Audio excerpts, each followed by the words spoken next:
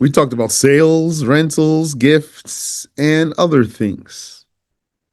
Then we moved on to talk about another kind of deal, a whole nother class of deal. Aqd. Deal is aqd. Or mu'amala. Aqd is contract. Deal is mu'amala. Mu'amala. Mu'amala. Deal or dealing. Aqd is contract. Aqd. What's that other class of deal? It's the marriage. And we put the elements of the marriage into our deal gauge. Here's our deal gauge here.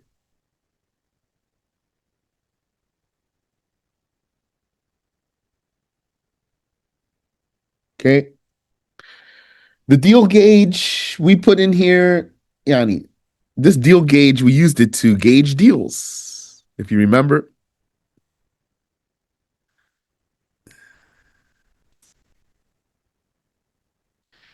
when we talked about a sale, for example, we said you have the seller, you have the buyer, you have the item, you have the price, you have the proposal, you have the acceptance. That's your basic sale there. And we said, for example, when it's a rental, then you have, for example, the, let's say, the landlord, and you have the tenant, and you have the property, and you have the rent, and you have the proposal and the acceptance. And if it were hiring, then you have the employer and you have the employee and you have the salary and you have the work and you have the proposal and the acceptance. And we even put into this gauge here. If it were a gift, then you have the giver and you have, let me give it a different color there. If it were a gift, you have the giver and you have the receiver and you have the gift on one side and you don't have anything on the other side, right? That's the type of deal it is. It's a gift. And you don't need any words for a gift. Ah, nice. I like this deal gauge. Enables us to line up all the deals and see them like as if they're in a straight line. How does the marriage fit into here? So we said you're going to have the groom and you're going to have the bride. So I was saying she's bride before and after. I think when you call her bride, before is figure of speech. She's bride to be. So she's the bride when you marry her. I don't think she's bride before you marry her. And he's the groom before he marries her. And then he's going to be the husband after he marries her. He's not the groom anymore. What's the opposite of the groom before being married? I'm just a little bit curious here. Let me see. The fiance, yeah, but that's for both of them. I'm curious about the groom.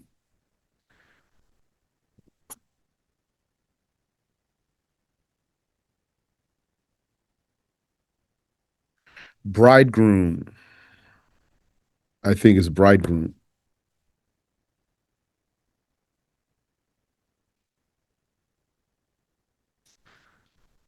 Let me see.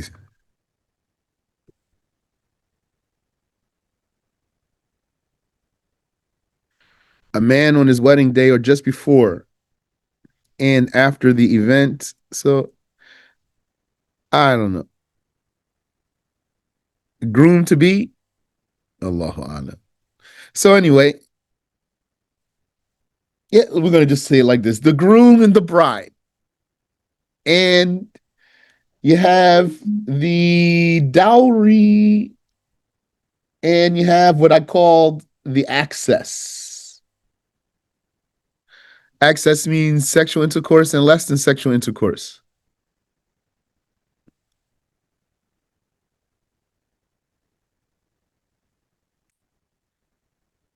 And you have the proposal and the acceptance.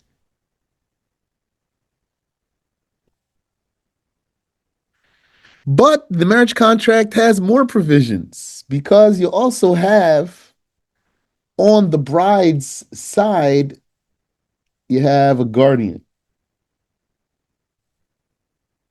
the one who gives her away. I said he's her attorney, meaning he acts on her behalf. She's the one getting married. She's really the one involved in the deal here. Not the deal's not for the guardian. He acts on her behalf.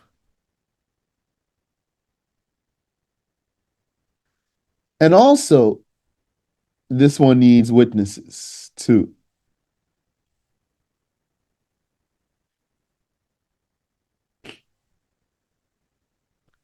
So look how the marriage is beyond the sale. Look how the gift is below the sale. And mashallah, then the gift is actually so far from a marriage, isn't it? When you look at it that way. And it's not valid in the Shafi'i school to say, I gift my daughter to you.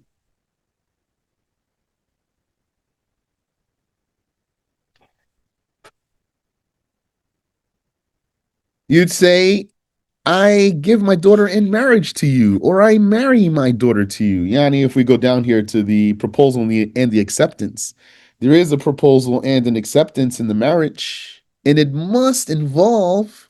Uh,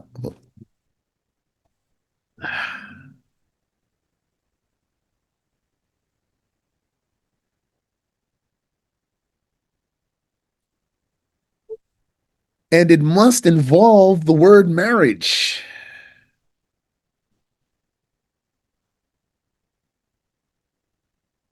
It must involve the word marriage. Or, Yani, what has that meaning? Like, I'm talking in English here, of course. I give my daughter in marriage to you, or I marry my daughter to you, or I give my daughter to you in matrimony, or I wed my daughter to you.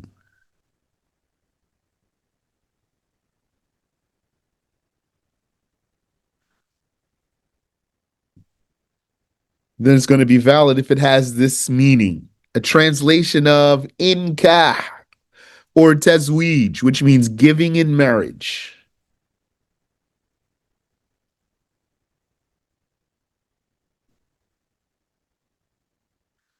Okay. And then an acceptance. I accept.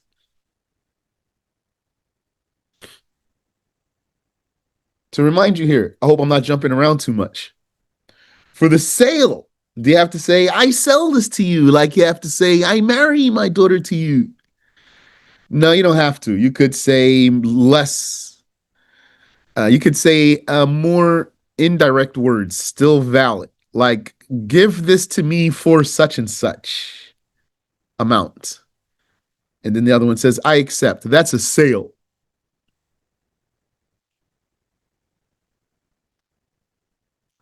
Or I'll take this for such and such amount. Or take this for such and such amount. That's valid sales statement. Okay.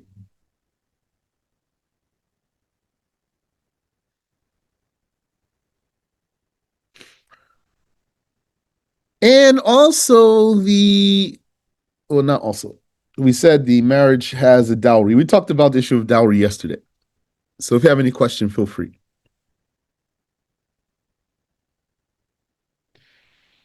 Do you have any question up until here, actually, before I move on? This is just a recap from last time.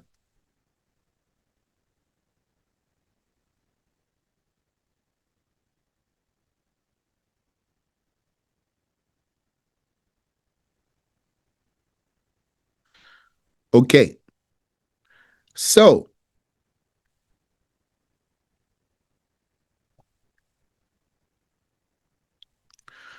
once you do the marriage contract, then there's obligations. Obligations on the husband. Now he's called husband. And obligations on the wife. Originally in Arabic, both are called zoj. But then people started saying for the wife, zawja. But it's more eloquent in Arabic to call the wife a zoj also. Allah says, وَقُلْنَا يَا آدَمُ اسْكُنْ أَنْتَ وَزَوْجُكَ الْجَنَّةِ. We said, oh, Adam, live you and your zoj in the garden, etc. Not zojah. It was said that Imam Ash-Shafi'i used to dislike saying the word zawjah,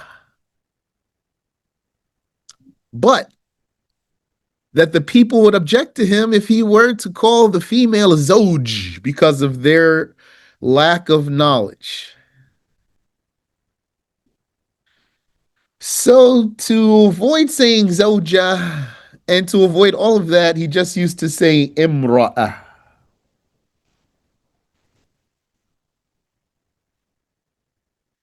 Imra'ah. This means woman, but it also means wife. Like وَامْرَأَتُهُ حَمَّالَةَ الْحَطَبِ. And his imra'ah, the imra'ah of Abu Lahab.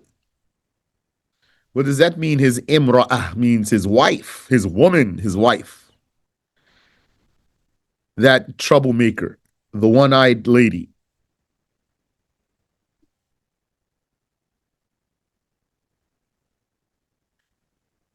Okay. So there's going to be obligations on each zoj. Let's take a look there. The husband, he is obligated to provide for his wife, lodging,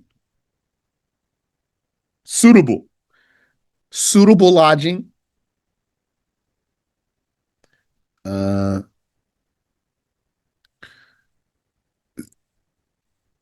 you're going to consider the culture. How's that lodging going to be? You're going to consider the culture. How do people make their houses and whatnot? And he has to provide her with clothing, 2 outfits per year. 2 outfits per year. What does outfit mean? Outfit means more than a shirt, more than the pants, more than the socks, means all of it. The whole thing from head to toe. So might include a coat also, because 2 outfits per year, one for the summer season, one for the winter season. So technically, after the years, then if a man is really doing this obligation exactly like this, Then after years, he will have given his wife so many pairs of shoes. She'll have all her shoes lined up and coats, and she has clothing in her drawers, outfits that he provided for her, bi'idhnillahi ta'ala.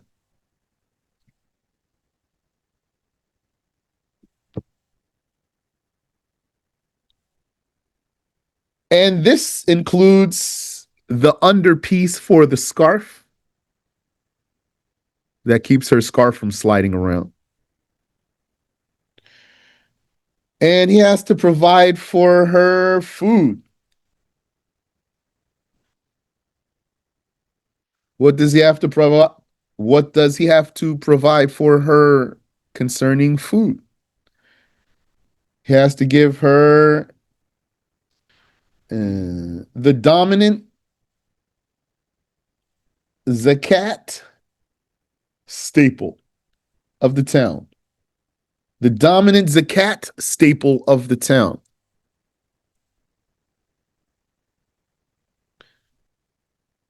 So, yani, what's a zakat staple? Might be wheat or rice or dates or raisins or chickpeas or corn.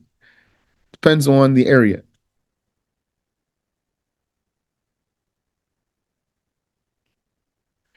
And he has to give her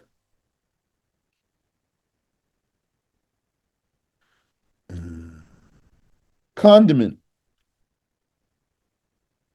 Condiment, this means, what I mean by it is something eaten with bread. What is that? Also depends on the culture. Maybe the people eat cheese with their bread. Maybe the people eat olive oil with their bread.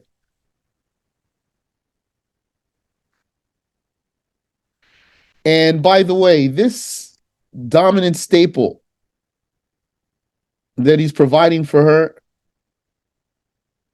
he provides it for her how? Prepared. Prepared to eat. It's prepared, meaning not raw. He doesn't just bring her raw wheat grains. Rather, he brings it to her prepared. That means going to be bread, for example. He got the wheat grains and he grinded them into flour and he made bread out of it and baked it. Or he turned it into mush, like oatmeal. Or he did something else with it.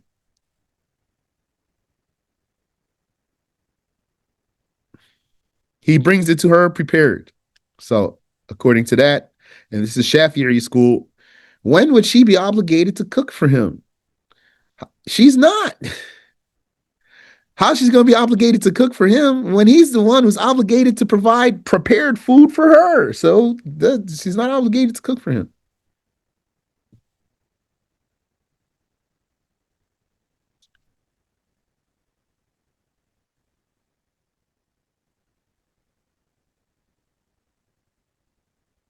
And every now and then he provides for her meat.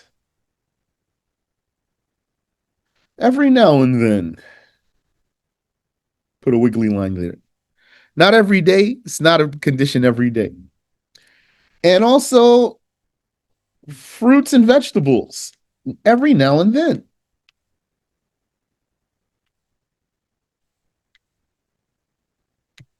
What does that mean? That's vague, isn't it? It is vague. So should you be confused? No. Rather, the religion is easy. Just say, "Oh Allah, bless me with good sense." And then what do you do? Inshallah, Allah will answer you. And then you're gonna get meat for your wife one day, and then maybe not the next day, and then maybe the next day, and then maybe not 2 days. For example, like this. Maybe for some reason, 2 days, 3 days, he didn't have some meat. He might say, let me go get some meat. It's been a few days now.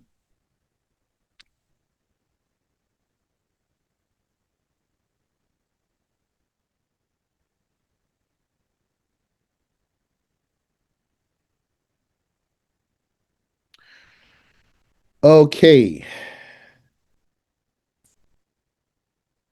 How much? Well, I'm going to come back to that. And then I'm going to say number four is uh miscellaneous. How do you spell that? Miscellaneous. I'm not even going to try to spell it all out. Miscellaneous means just a few more extra things like mattress, pillow, sheet for the summer, blanket for the winter, a mat, a floor mat for the summer, a carpet for the winter. Uh, Also, eating utensils. Also, hygiene products.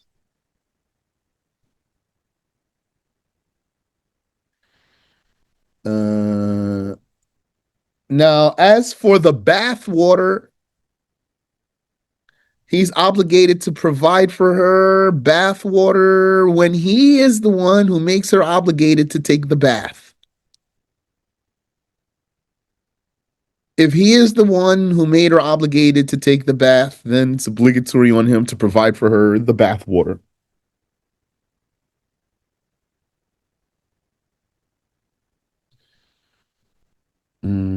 And he does not have to pay her debts. No. Her debts. No. He doesn't have to pay her debts. Also, he does not have to pay her medical bill.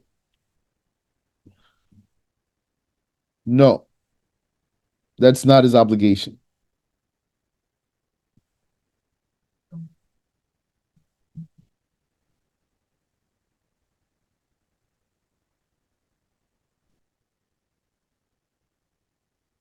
Okay. Any question?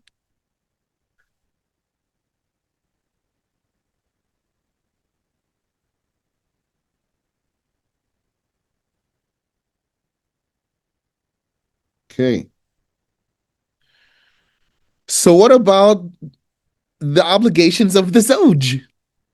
Meaning the other Zoj.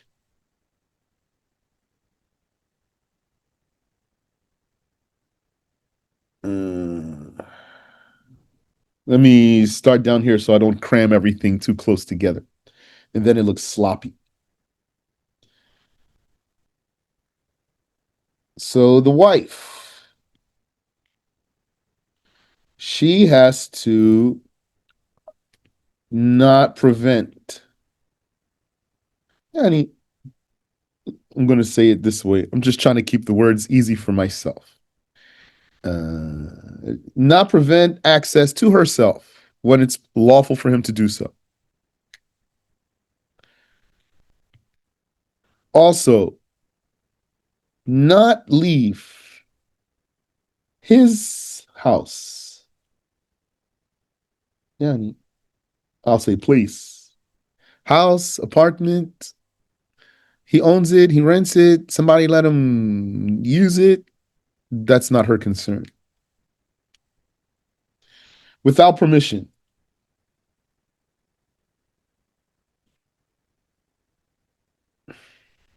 without a permit, she doesn't leave his place without permission. Also, she does not allow, or let's say, admit into his house whom he does not accept.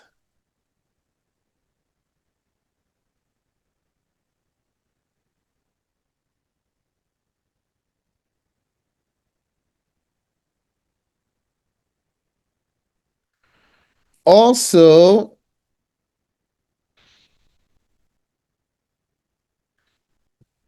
she does not fast the sunnah fasting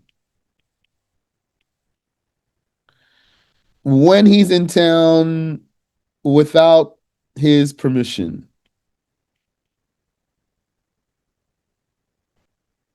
because fasting interferes with his right to access.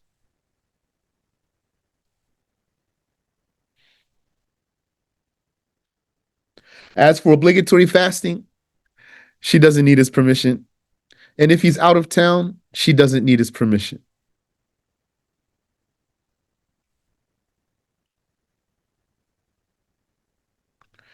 Also,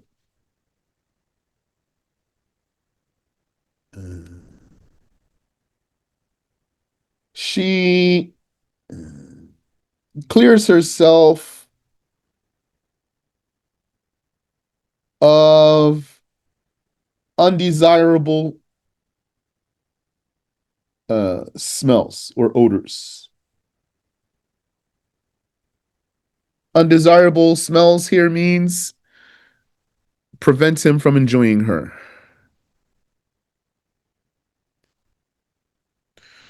Also,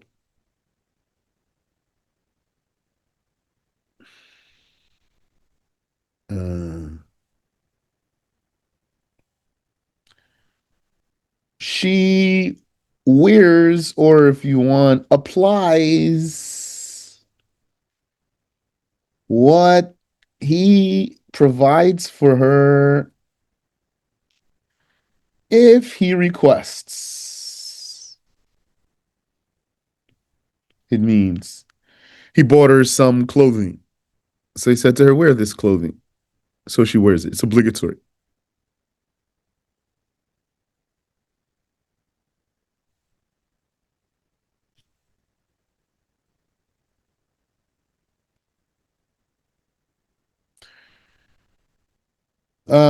Okay.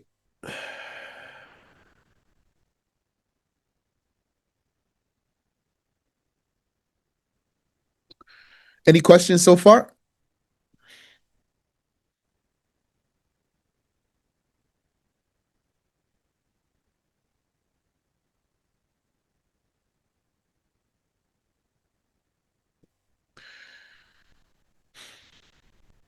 Let's look at these again really quick.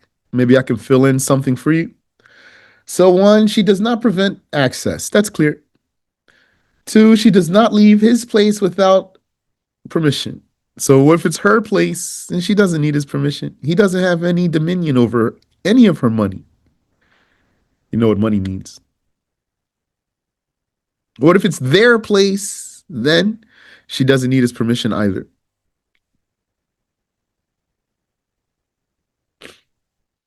What if she's outside? Then he can tell her to get inside.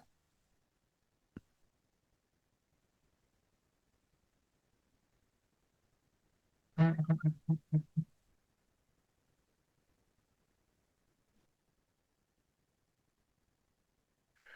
says, not admit into his house whom he does not accept, even her family. Yani, no one that he doesn't accept. Uh, does not fast sunnah without permission, clears himself of undesired smells, applies what he approves, what he provides if he requests. Okay. Also, let me look here again, see if I feel anything for you. He has to provide lodging. Yeah. So he cannot make her live with his mother, for example. He cannot make her live with his mother if she doesn't accept. Only if she accepts.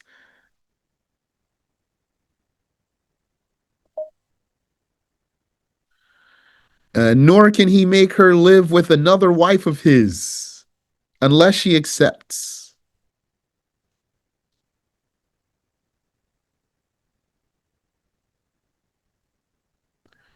Yes. Now, it reminds me, all of this has another layer for you, which is this lodging, clothing, food. What is its quality? To what quality is he obligated to provide for her? Uh, either he's rich, or he's poor, or he's middle class. Whichever one he is, that's how he has to provide for his wife. The rich man gives her all of this according to the quality or the lifestyle of the rich. And the poor does the same, and the middle class does the same, in terms of their own ranking there. This means then a poor man still has to provide for his wife.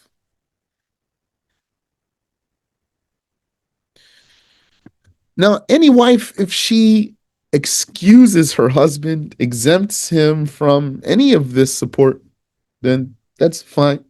And she can take it back at any time. She can take back that cancellation and say, "You're reinstated now. I'd like for you to start providing for me everything," for example.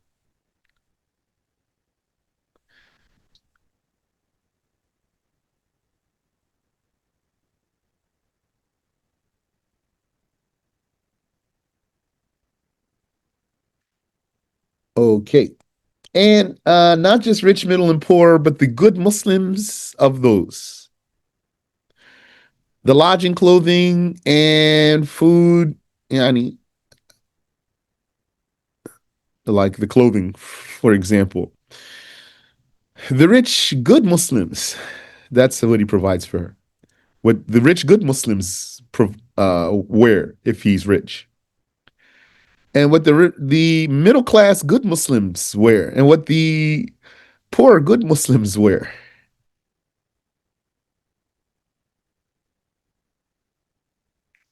Rich means he has enough money for the rest of his life.